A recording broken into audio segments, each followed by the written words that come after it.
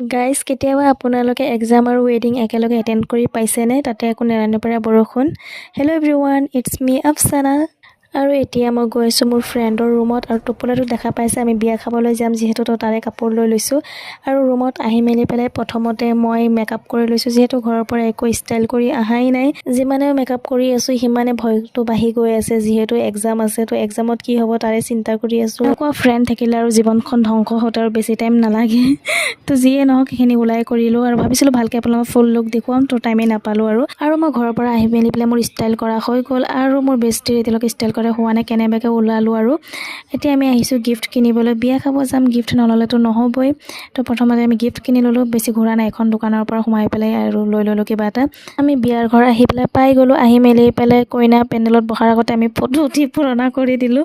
আৰু চবৰে আগতে আমি খাবলৈ বহি গ'লোঁ, কাৰণ আমি 12টাৰ আগত বিয়া খাই কৰি পেলাই এক্সামৰ হলত গৈ পাব লাগিব।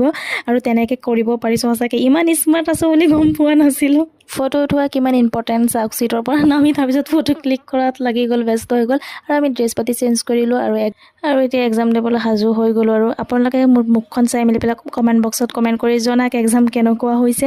আৰু তাৰপিছতে ইমান নেৰানেপেৰা বৰষুণ পাই গ'ল, আহি গ'লোঁ ফ্ৰেণ্ডৰ ৰুমত, চাহ পানী খালোঁ। আজিলৈ আহিছোঁ পিছে, বাই।